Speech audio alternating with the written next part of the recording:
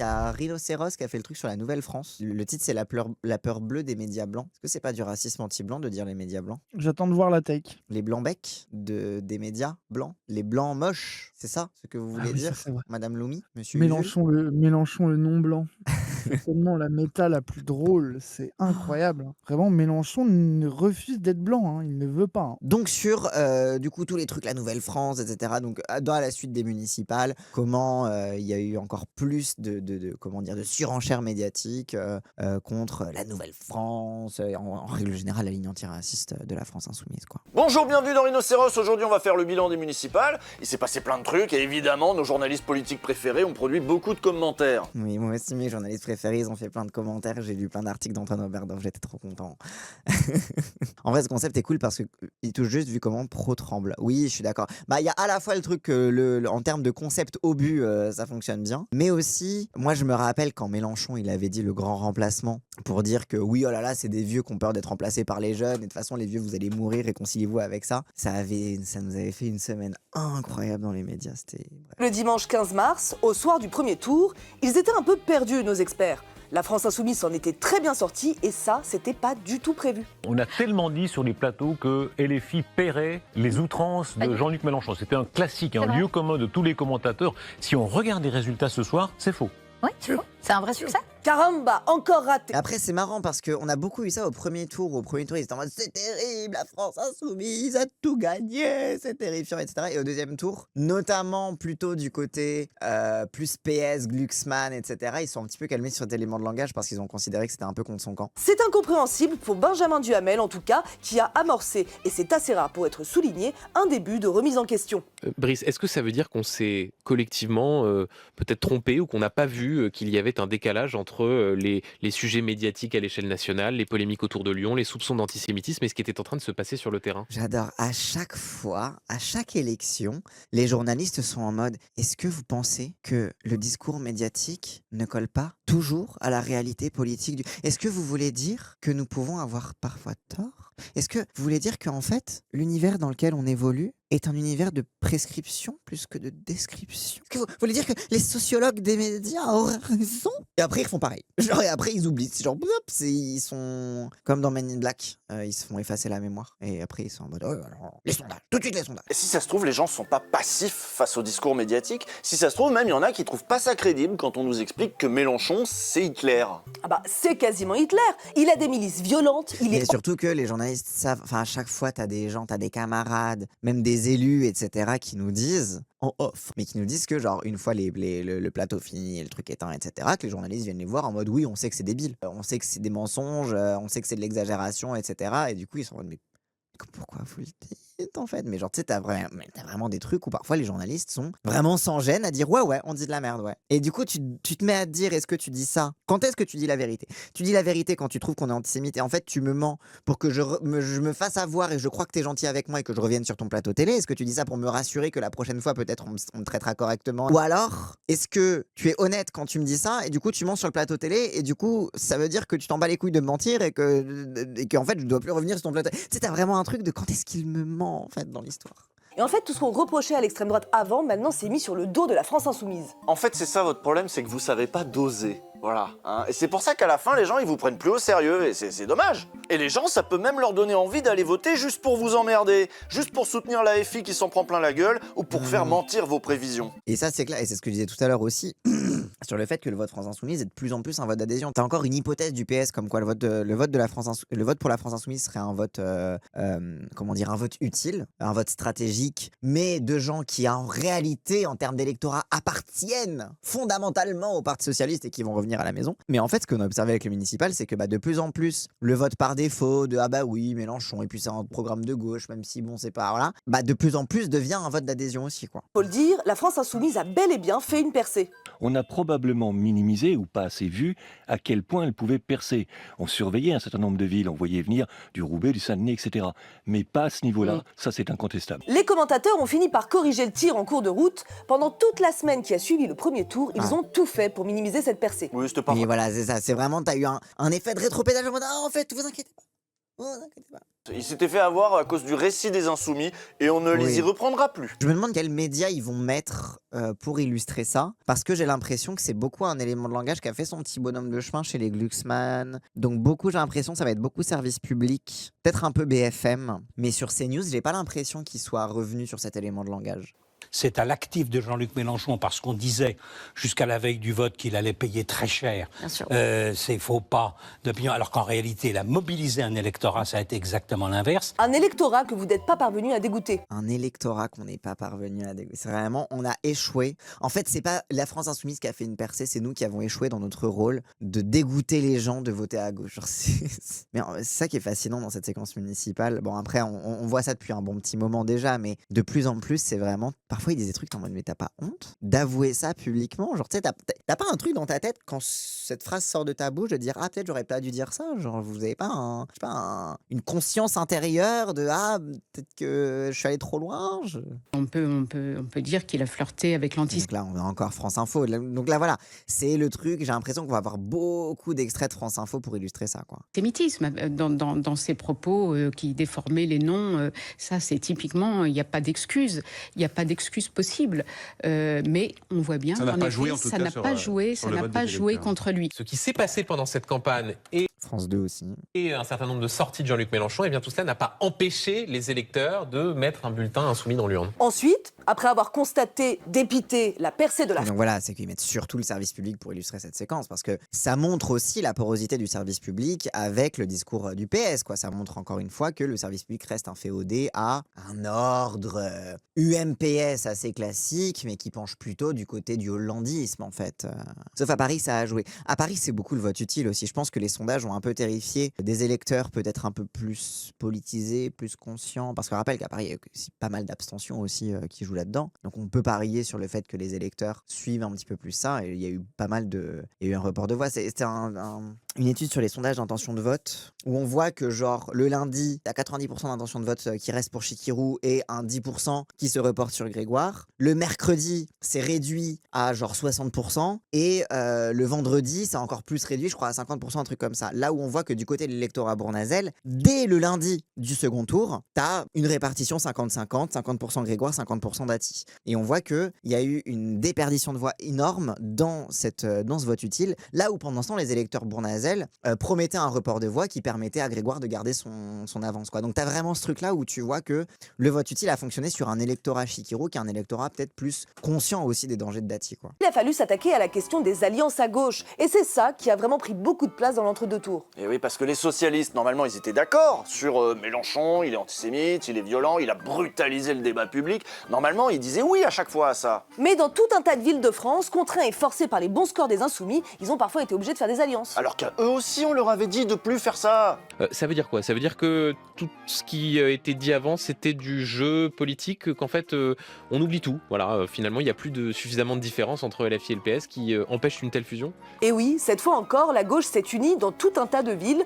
Les accords entre LFI et le PS, rapidement renommés accords de la honte, ont été au cœur de toutes les discussions. La marginalisation totale de la France insoumise n'est toujours pas actée, et ça, c'est insupportable. Et là, c'est le PS qui s'en est pris plein la gueule. Mais c'est le pari éternel des macronistes, du coup, et des hollandistes, de faire pression sur les autres partenaires de gauche pour créer, une mise en quarantaine, en fait, de la France insoumise à gauche, quoi. Il les humilie, il leur marche dessus, il les piétine.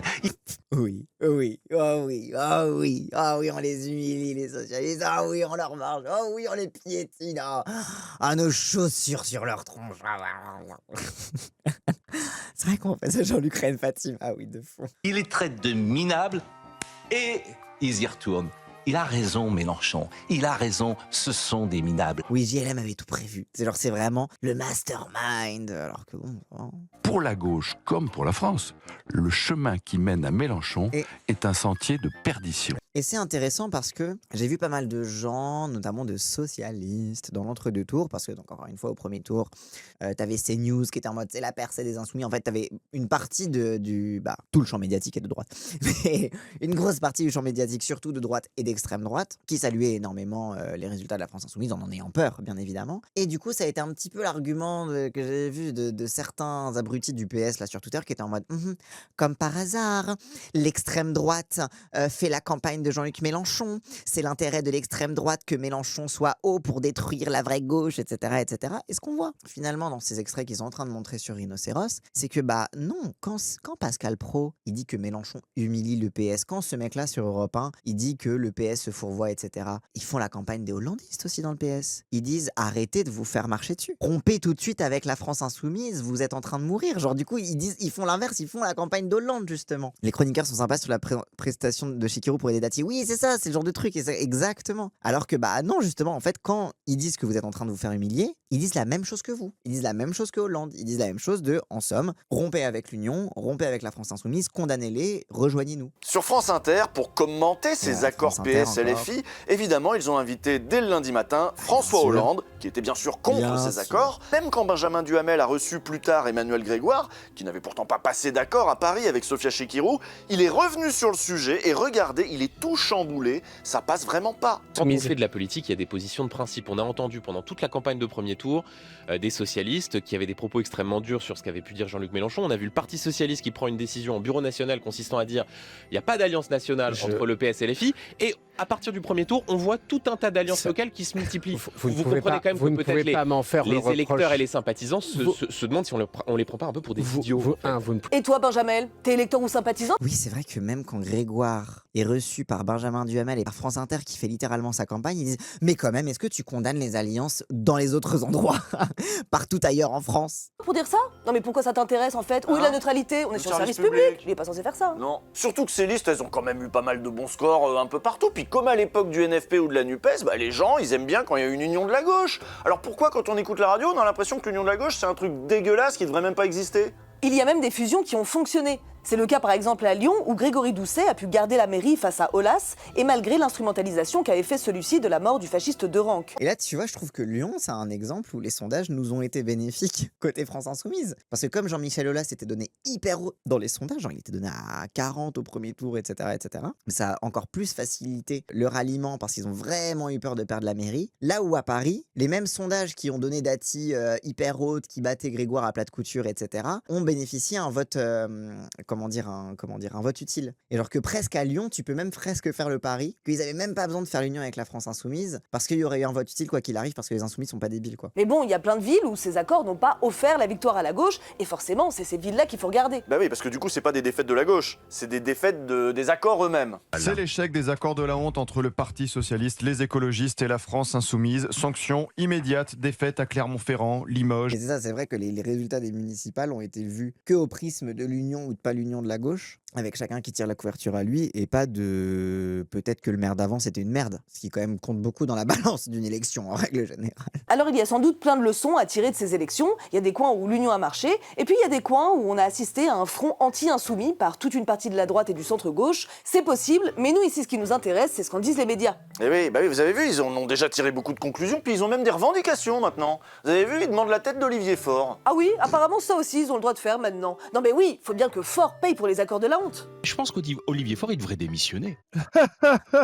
C'est vraiment... C'est de la folie. Hein. Les journalistes ils se permettent tout. Hein. Mais après, ils se permettent tout. Et c'est là aussi, tu vois, comment c'est des lâches et des victimes, le PS. Ouais. C'est qu'ils acceptent de se faire chier dessus comme ça, ils disent rien, et ils continuent à montrer patte blanche sur cette question-là. Oui. Mais du coup, bien fait pour vous. Bah, c'est ça. Hein. En fait, le Parti Socialiste, ils ont tellement peur de la rumeur et du discrédit que dès qu'il se dit un truc quelque part dans les médias, ils sont en mode oh, c'est terrible, il faut absolument faire quelque chose, il faut absolument changer, etc. Genre, c'est vraiment, ils ont aucune solidité. Ils ont pas confiance en eux, le PS, en fait. Alors que le PS devrait purger les Hélène Geoffroy qui nous a fait perdre la métropole de Lyon et compagnie. Oui. Oh, d'ailleurs, félicitations. On est d'accord, t'as été élu, non, Anas Kourniff? Oui, Anas J'ai cru voir Kourniff, passer un visuel, là. Félicitations pour ton élection. Bravo, Anas Kourniff, bravo. Magnifique. Bravo, Anas. Et le faire vraiment, de façon à laisser émerger à ce moment-là une nouvelle génération, ou laisser la place à un Glucksmann ou je ne sais pas qui tienne une ligne. Ah bah oui, tiens, un petit Glucksmann, ça serait bien Glucksmann plutôt, hein. Au moins, il y aurait de la clarté. Vous avez vu que la clarté, ça veut toujours dire acter la division irrémédiable de la gauche. C'est une question de principe, c'est une question de valeur. Le problème, c'est que maintenant, ils savent que Glucksmann, il est un peu nul, quoi. Mais je ne vous permets pas. Je vous retirerai le drapeau des mains de la République.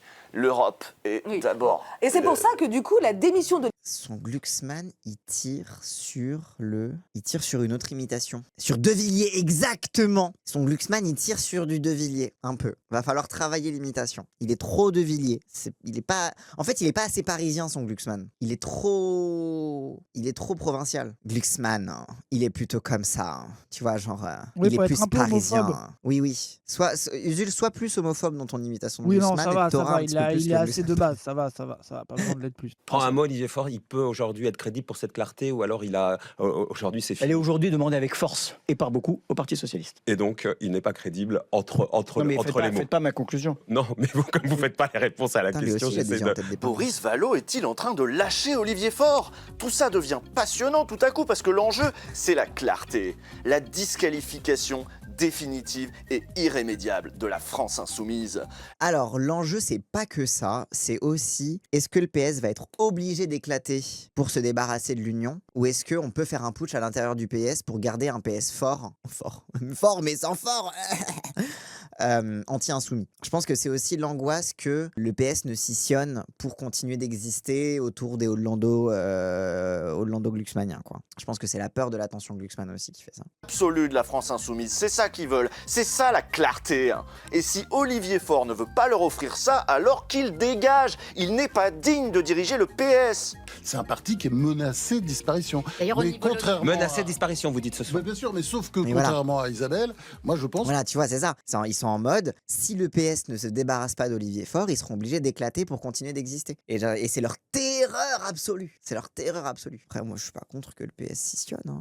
Le pire, c'est qu'il avait tout bien dit sur Jean-Luc Mélenchon. La brutalisation, l'antisémitisme. Mais oui, mais le problème, c'est qu'il laisse quand même les gens faire des accords derrière. Il les tient pas, quoi. Est-ce que vous diriez ce matin, c'est fini, on ne se fera plus avoir? Mais nous ne nous sommes pas fait avoir. Un peu quand même. Mais un peu comme. Oh bon. Oh bah quand même. Oh bah quand même. Vous êtes une Mais petite... comment il se fait disrespect? Oui, c'est vraiment, t'as la journaliste qui dit, est-ce que vous allez dire, plus jamais je suis une petite merde? Mais je ne suis pas une petite merde. Oh bah non. Oh mais n'importe quoi. Mais arrête, attends, regarde le petit fragile là, qu'est-ce qu'il a devant. Oh attends, t'es pas une petite merde, non. C'est fou. Ça, en fait, ça me fascine comment ils ont aucune dignité, les socialistes. En fait. Ouais. Ça me fascine. Mais d'autant que c'est ça qui arrive aussi quand t'es le PS et que tu donnes trop de pouvoir aux journalistes. C'est que du coup, quand t'es invité par eux, ils se permettent de te disrespecter et de se foutre de ta gueule ouvertement. Parce que évidemment, ils savent très bien que s'ils disent un truc, le lendemain, ça va créer une crise interne dans ton parti. Du coup, ils sont en mode, allez, hein, bon, fais pas comme si, hein, on était un. Bon, allez, Olivier, hein, bon. Et c'est vrai que ce truc-là, attends, pardon. Avec LFI ou Jean-Luc Mélenchon, ni au premier ni... à gauche. Mais Olivier Faure. appelez nos malades, Le zoom, en vrai, il est bien Le trouvé. problème, c'est Jean-Luc Mélenchon. Mais bien sûr. Et tu vois, le petit... Et ça, c'est un truc qu'on retrouve beaucoup. Et ce qui a beaucoup amené aussi avec le fait que de plus en plus, la radio, elle est filmée. Où tu vois que, comme ils font les réponses et les questions, enfin, ils posent une question pour avoir la réponse qu'ils veulent. Et tu vois souvent qu'ils ont ce petit truc ce petit hochement de tête de c'est bon, j'ai coché ça de ma liste. C'est bon, j'ai obtenu le truc que je voulais. C'est bon, je l'ai fait dire ce que je voulais qu'ils disent. Tu vois, genre, t'es un peu ce truc-là qui montre, enfin, cette révélation à chaque fois de l'envers du décor de la préparation de leur interview, où ça se voit en 4K que, ouais, tu vois le petit hochement de tête de oui, c'était pas une vraie interview, vous inquiétez pas, quoi. Oui, c'est ça, c'est la checklist, ouais. Gabriel Attal, il dirige le parti présidentiel qui s'est viandé avec Dati, qui s'est viandé avec Vassal, qui a quasiment rien gagné, mais personne ne demande la tête de Gabriel Attal. Il lui demande même pas s'il pense à démissionner. Hein. Écoutez ce qu'on lui demande à Attal, toujours sur France Inter. Et on va parler dans un instant de 2027, juste d'un mot rapidement aussi sur la gauche et ce qui s'est passé à gauche, ces alliances qui parfois n'ont pas fonctionné aussi. C'est fou quand même ce degré de pressing médiatique sur la gauche. C'est vrai que j'avais pas pensé ça au truc de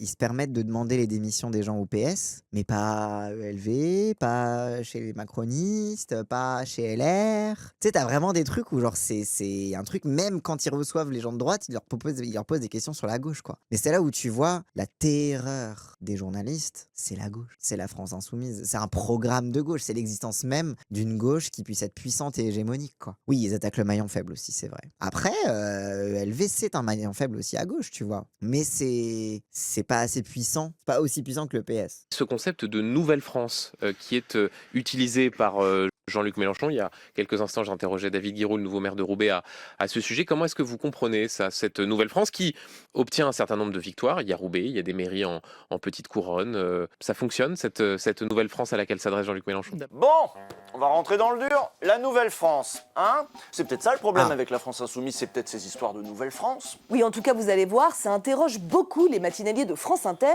Ils ont questionné aussi Mathilde Panot là-dessus. Vous décrochez Roubaix, vous gagnez à La Courneuve, à Vaux-en-Velin, à Creil, à Vénissieux. Effectivement, ça fait un certain nombre d'Arabes. Évidemment. Ouais, ça fait beaucoup de... en France, quand même.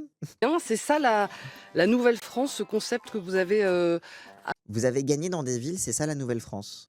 Mais on a compris votre sous-entendu. La Nouvelle-France, en fait. c'est les villes où il y a des Arabes, Hein? c'est ça? C'est ça la Nouvelle-France. Les villes islamisées, les villes radicalisées. Hein? La Nouvelle-France, c'est le Hamas. Roubaix et les poupées sans visage. Vous croyez qu'on a oublié? C'est ça votre Nouvelle-France, c'est des poupées sans visage? La Nouvelle-France est voilée. Avancé pendant toute cette campagne municipale. J'aimerais, Mathilde Panot, qu'on s'arrête un instant sur cette expression Nouvelle-France, parce que parfois on a un peu de mal à en comprendre le sens. Ah bah ça on a bien compris. Putain, ça y est, mais ils sont beaucoup sur cet élément de langage Ouais. là, c'est la nouvelle angoisse là. Hein. Oui, c'est vraiment devenu l'élément de langage central. Même si... Ils sont en colère. Hein. Quand il avait parlé de Nouvelle-France, Mélenchon la première fois, ça avait fait un petit peu le tour des médias, c'était beaucoup CNews. Mais là, c'est devenu vraiment absolument partout, quoi, la Nouvelle-France. Ils se sont dit, putain, c'est vrai qu'on est des fascistes, faudrait qu'on rappelle qu'on est racistes quand même, ça faisait longtemps. Au cas où les gens auraient oublié qu'on déteste les Noirs et les Arabes. David Guiraud, je voudrais qu'on essaie de comprendre ce que signifie votre élection à Roubaix pour la France Insoumise. Vous êtes l'un des exemples de cette Nouvelle-France. Pourquoi? Genre, un mec blanc, Bah si, son père si, était au si, PS. Si, parce c'est qu'il quoi, a parce été qu'il jouait à nommé par LOL, Rima à Hassan. LOL Parce qu'il jouait à LOL et qu'il est fan de One Piece? Non, mais il a été mis dans la liste des Noirs et des Arabes de Rima. Oui, c'est vrai. C'est leur blanc. Il y a toujours besoin d'un blanc, quelque part. Bah, c'est le blanc antiraciste, quoi. Oui. Alors que le terme Nouvelle-France, ça fait tellement colonie française, oui. C'est un peu, oui, c'est un peu genre Nouvelle-Angleterre, New York. C'est vraiment les noms qu'on donnait dans les colonies, quoi. Genre, oui. Nouvelle-Écosse. Sache précisément ce que ça veut dire. Est-ce que cette Nouvelle-France, il faut nous expliquer à nos éditeurs. Est-ce que c'est une question de, je vois que ça vous fait sourire, de couleur de peau, d'origine? C'est quoi cette Nouvelle-France? Moi, je comprends pas ce qu'il comprend pas et je crois que ça commence à m'énerver un peu, là. Oui, joue au con, là, un peu. Oui, parce que, et c'est simple, du temps de Jospin, on aurait dit la France black blanc beurre. Voilà, maintenant c'est la Nouvelle-France. Ce sont les Français d'origine étrangère. Oui. Ouais, mais je comprends toujours pas. C'est cette Nouvelle-France, j'ai posé la question hier. Mais je comprends toujours pas. Mais on te l'explique. Alors, mais ça, c'est aussi... Enfin...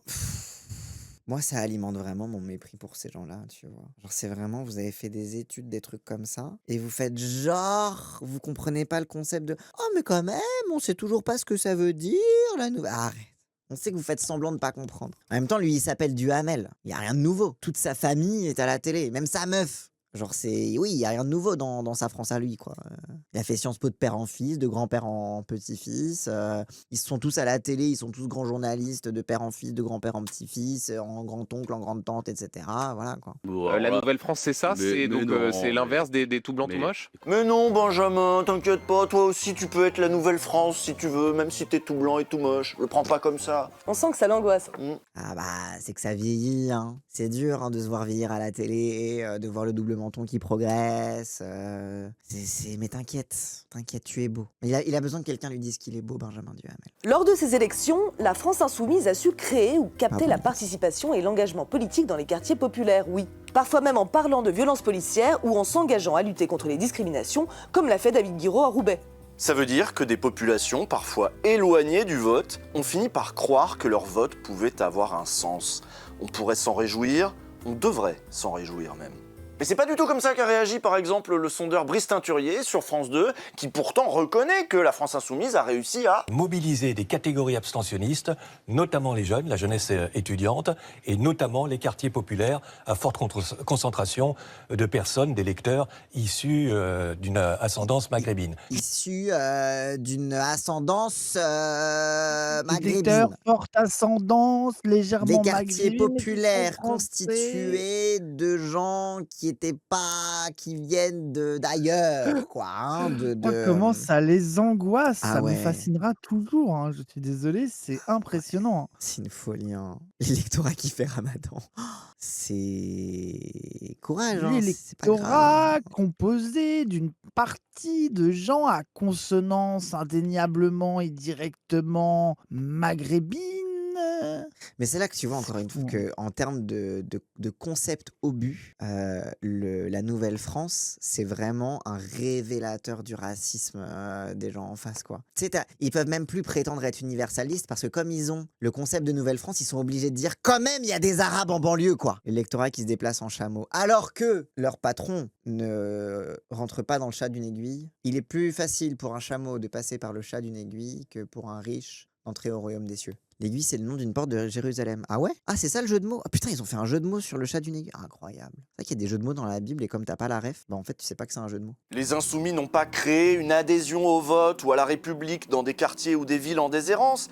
Ils ont excité une clientèle d'Arabes avec de l'antisémitisme, car c'est bien connu, il n'y a que ça qui leur plaît aux Arabes. Mais cet antisémitisme parle précisément à une partie d'une population qui se reconnaît dans ces diatribes contre Israël, contre les États-Unis, etc. Contre les États-Unis? Attends, l'antisémitisme séduit les gens qui aiment pas les États-Unis? C'est quoi les États-Unis? C'est des juifs? Attends. Moi, tiens, encore le truc. Je montrais comme quoi le concept de Nouvelle-France, c'est un concept obus qui révèle en négatif le racisme des gens en face. Et du coup, leur propre instrumentalisation de l'antisémitisme ne fait que révéler... Quel rapport entre les juifs et les États-Unis? D'accord. Hollywood, peut-être? Non. Qu'est-ce que tu veux? Où est-ce que tu veux en venir par là? Ces populations, c'était quand même mieux quand elles votaient pas, quand elles laissaient le jeu politique se faire sans elles. Oui, c'est mieux quand elles expriment aucune revendication, de toute façon. Et c'est là qu'on souffle à chaque fois quand il y a des élections et qu'ils déplorent l'abstention. Ça fait peur, le sens civique qui se perd, les gens qui n'ont plus confiance en la politique. Et du coup, quand on va chercher des gens qui d'habitude s'abstiennent, c'est pas les bons, c'est pas bien. En plus, leurs revendications, on les connaît, hein. Free Palestine, abat les violences policières ou je ne sais quoi. Tout ça, c'est du communautarisme, si vous me demandez. Et le communautarisme, c'est pas la République. Mais est-ce que ce concept ne peut pas pousser à une forme de communautarisation avec peut-être des revendications identitaires selon les origines culturelles, religieuses? Est-ce qu'il n'est pas là l'écueil? Lesquels? En fait, moi, à chaque fois que des gens ils posent ces questions, je suis en mode lesquels? Citez-les. Qu'est-ce qu'ils pourraient demander communautairement selon leur origine ethnique ou religieuse? La charia. Bah, c'est quoi la charia? De pouvoir lapider des femmes qui trompent leur mari. Qui demande ça? Les Arabes musulmans. C'est illégal. Oui, mais ils pourraient demander à ce que ça soit plus illégal. Pourquoi? Si tu fais la Nouvelle-France. Pourquoi ils demanderaient ça? Bah parce que ils veulent appliquer la charia. Mais pourquoi ils voudraient appliquer la charia en France? Bah parce que c'est bien connu que les lois islamiques du Coran sont au-dessus de toutes les autres lois pour eux. Tout comme les 10 commandements. Tout comme les 10 commandements, oui, mais la France a pacifié les catholiques. Pourquoi vous voulez pas faire pareil avec les musulmans? Bah est-ce qu'on fait pas ça en améliorant leurs conditions de vie? Non, parce que eux, ce qu'ils veulent pour améliorer leurs conditions de vie, c'est 4 femmes et sacrifier des moutons pour l'Aïd. Mais vous êtes raciste, monsieur? Non, je suis islamo-réaliste. Oh là là. Ça, c'est quand ils le disent de manière polie. Mais dans les médias patronaux, et surtout ceux qui sont proches de l'extrême droite, alors on y va plus franchement. Oh oui. Beaucoup diraient, pardon, Jean-Luc Mélenchon, par des prises de parole, certains candidats par des prises de parole, ont divisé la France en parlant de nouvelle France, en parlant de créolisation, en insistant sur les racisés dans certains coins de France. Beaucoup se sont dit, vous excluez une partie de la situation, c'est vous qui divisez la France, c'est vous les néo-fascistes. La Nouvelle-France, les Insoumis l'ont expliqué. J'adore les journalistes qui, pour donner leur avis, disent « Certains pourraient dire que... » Oui, arrête, on sait que c'est ça ce que tu penses. Dizaines de fois, et Mathilde Panot l'a redit sur France Inter d'ailleurs, face aux jeunes Duhamel, c'est les mères célibataires, c'est les étudiants dans la galère, les diplômés précarisés, et oui, c'est aussi la France des... J'ai cru qu'il allait dire précaire et que ça allait faire un jeu de mots comme Ruffin. J'ai eu peur. Non, une rime, des rimes à la Ruffin. Parce que là, les précaires, les femmes célibataires, on est dans la galère. Y compris celles issues de l'immigration, mais manifestement, c'est là-dessus qu'ils ont tous bloqué. Célébrer ou même juste reconnaître la diversité du pays, c'est devenu une attaque contre les Blancs. Et il n'y a pas que Duhamel que ça stresse. On ne va pas faire semblant de ne pas voir, c'est la Nouvelle-France contre la France blanche. Donc ce qui s'installe là, c'est le débat, excusez-moi, de la présidentielle.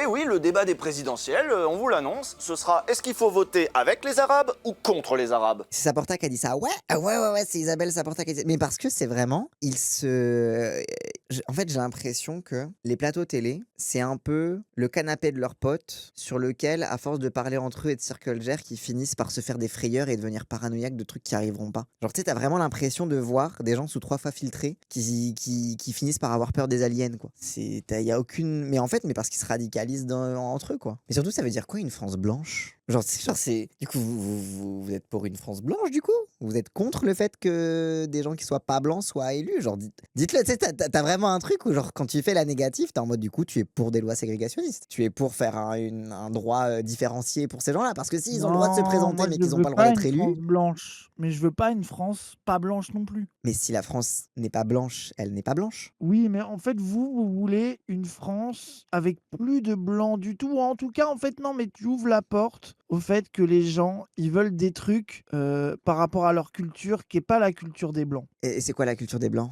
La culture des blancs, c'est tout ce qui est pas les trucs de noirs et d'arabes. Du coup, c'est les trucs d'asiatiques? Non, mais les asiatiques, ça va, ils sont discrets. Du je coup, veux c'est dire, les Russes? il n'y a pas Enfin, de les Russes, ils sont problème. asiatiques, tu me diras. Ah non, Poutine, non. Ah non, pas Poutine. Poutine, non, ça met Poutine. Du coup, c'est les États-Unis. Enfin, ils sont pas blancs non plus, les États-Unis. Non, mais Trump, des fois, il a quelques outrances. Du coup, c'est les cultures Il a norvégiennes. quelques, Vous il a voulez quelques manger, vous voulez dérapages. manger du réglisse salé et du poisson pourri? Non, mais les Danois, c'est un peu des Européens malgré tout.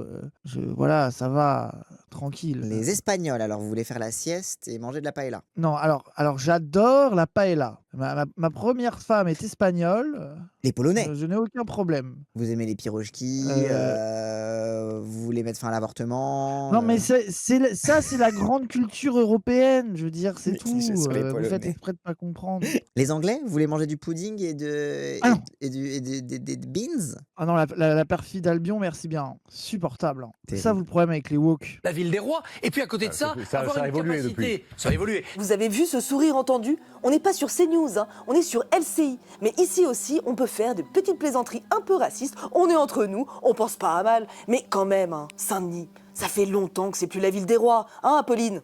Vous avez dit c'est aussi la ville désormais, alors que un de mes confrères vous interrogeait sur la ville des rois, vous disiez c'est aussi la ville des noirs. Est-ce que ça compte pour vous? Quand même, c'est une folie parce que ils disent tous non, mais vous étiez en duplex, on a mal entendu. Nous, quand on a écouté à la télé, on a très bien entendu ce qu'il a dit. On a très bien compris que vous aviez déformé ses propos. Tu pouvais pas écouter le replay. Genre vraiment, t'avais besoin de lui dire, vous avez dit la ville des noirs quand même. Hein. Genre, tu pouvais pas faire un fact-checking, tu pouvais pas faire ton travail de journaliste peut-être. Ah ben non, c'est vrai, elle est pas de journaliste. Le nouveau maire de Saint-Denis était invité à commenter une phrase qu'il avait prononcée, sauf qu'il l'avait jamais prononcée. Ah, il n'a jamais dit c'est la ville des Noirs. Ça, c'était une intox qui a circulé sur X, relayée par des comptes d'extrême droite, et c'est arrivé jusque sur nos plateaux télé. Y compris sur le plateau de C'est ce soir, le lundi 16 mars. Le lendemain, Karim Rissouli a dû faire une petite mise au point. Concernant l'émission d'hier qui était consacrée au municipal au lendemain du premier tour, où une fausse information a été relayée sur ce plateau à plusieurs reprises, il a été... Ça, et en fait, c'est là, moi ça m'énerve sur les comptes Twitter d'extrême droite, les trucs comme ça. Tu vois le PS qui partage du Sirène, du Surmulot News, etc.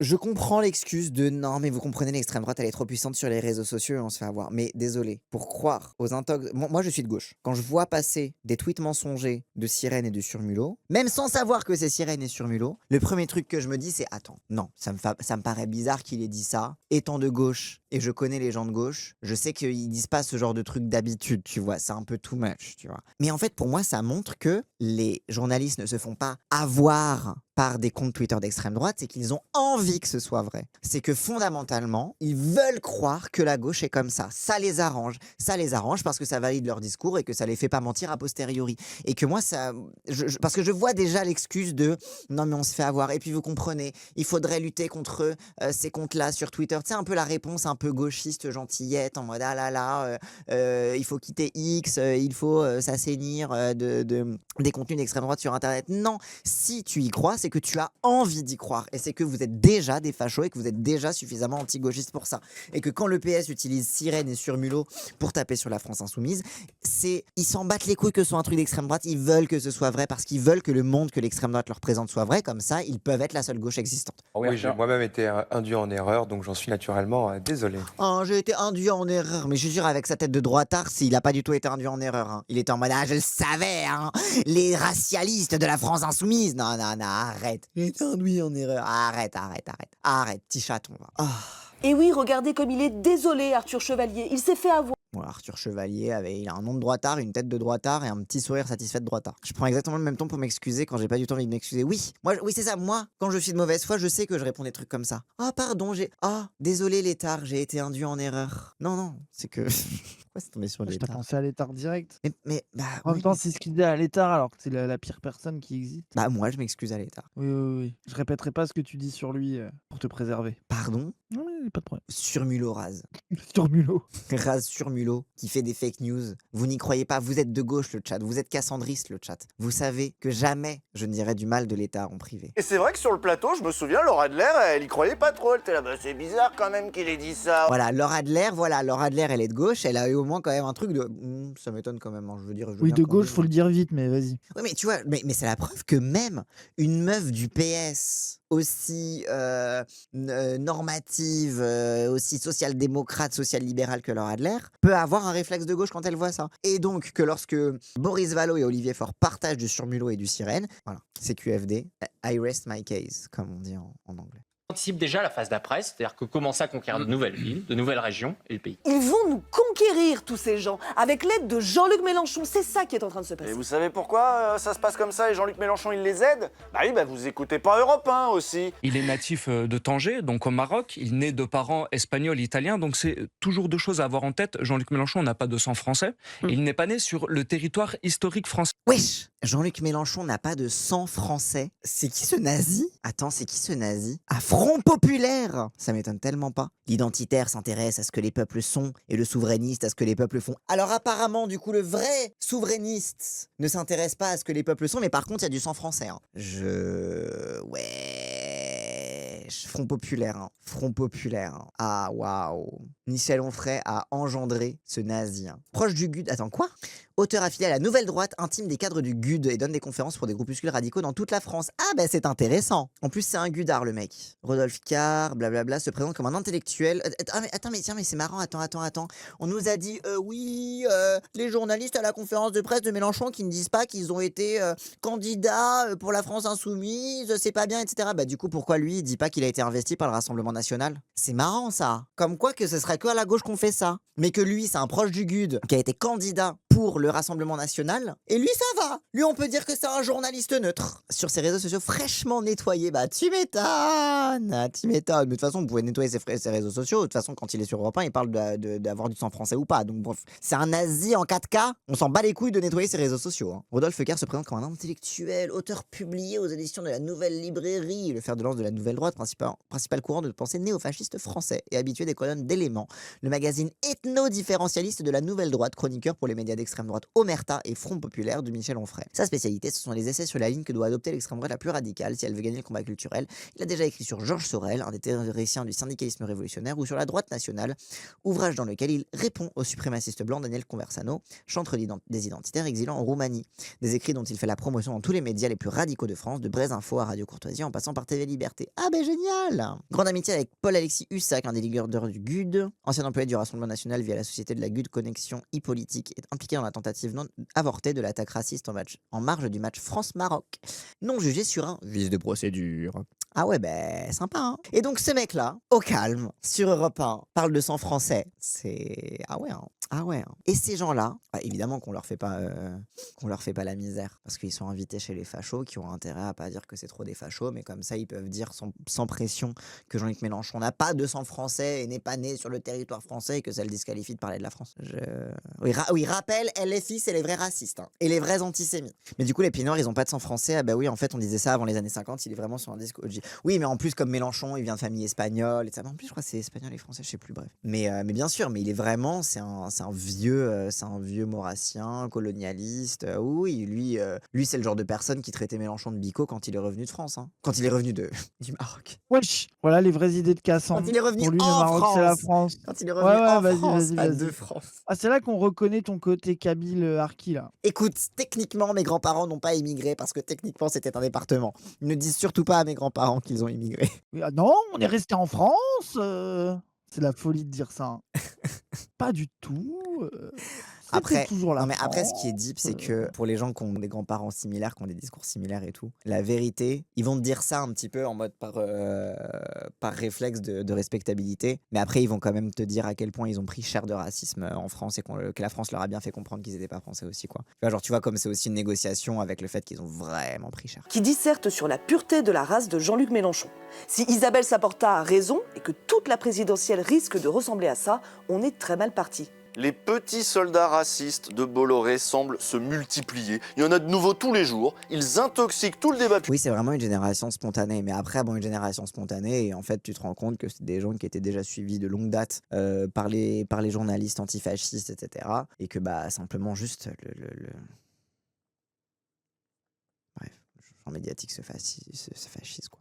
Fake news, et même sur le plateau de ce soir, on se retrouve pollué par des saloperies qui auraient dû rester sur le réseau d'Elon Musk. Je me permets une petite proposition pour le service public, ce serait peut-être bien d'arrêter d'inviter De Vecchio, il me semble que là il a merdé, ça devrait avoir des conséquences. Oui, parce que t'as Nathalie Saint-Cric qui fait une blague sur Éric Ciotti, Mussolini, hahaha et tout, mais par contre De Vecchio, vous continuez de l'inviter pour qu'il dise des mensonges, etc. Alors là, la déontologie journalistique, les journalistes, en fait, ils vérifient leurs sources. C'est pour ça que les journalistes sont supérieurs aux semi-habiles qui donnent leur avis sur Internet, c'est parce que les journalistes, ils ont la méthode journaliste.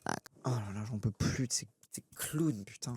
On va résister à cette vague raciste. Parce qu'on peut résister, hein. C'est ce qu'ont prouvé les victoires insoumises, qui ont au moins le mérite de la clarté sur une question, celle du racisme. Et nous, on aimerait bien que le PS soit aussi clair que les insoumis là-dessus. D'ailleurs, c'est peut-être ça qu'on lui demande de trancher, en fait, au PS. De quel côté il est, quoi. Est-ce qu'il est avec les insoumis, ou est-ce qu'il est définitivement du côté de la bourgeoisie raciste? Mais ils s'en battent les couilles d'être du côté de la bourgeoisie raciste, encore une fois, tu vois. Même le PS, ils s'en battent les couilles de retweeter sur Mulot ou Sirène. On peut très bien leur dire, vous retweetez un compte Twitter d'extrême droite, dire oui, mais ce qu'ils dénoncent reste tout à fait vrai, donc je m'en fiche. Ou alors ils vont supprimer leur tweet et ils vont garder le même truc.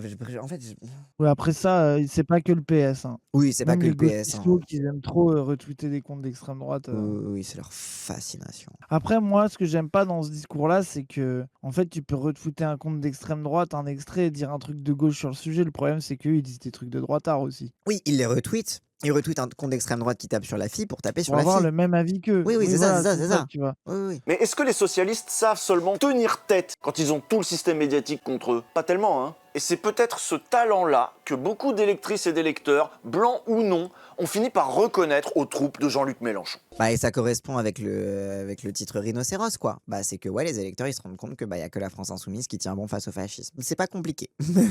C'est aussi simple que ça, quoi. Enfin bref. Bon, un bon petit épisode de rhinocéros, hein, en vrai. PS, vous êtes des rhinocéros. Bah oui, on est des hippopotames. Ah bon? Du coup, c'est les hippopotames, les gens qui sont pas des rhinocéros? Pourquoi? Parce que les hippopotames sont en Afrique, c'est ça? Vous n'êtes pas français? La Nouvelle-France, c'est les hippopotames d'Afrique, c'est bien cela? Parce que les hippos, ça m'arrabe les rhinos. Oh putain, je savais pas. Mais je croyais que les rhinos avec leurs grosses cornes là. Après ça, avec les hippopotames, ça fait peur. Ils sont massifs, c'est quand même des. Après les rhinos aussi, c'est des gros tanks. Bon, je suis pas expert des animaux. J'ai pas regardé assez de documentaires National Geographic.